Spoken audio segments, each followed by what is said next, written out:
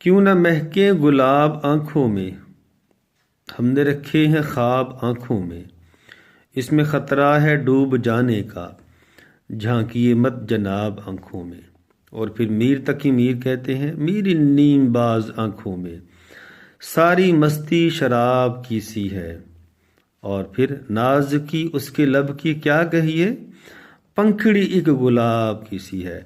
अच्छा, अगला जो शायर है वो है रसूल मीर।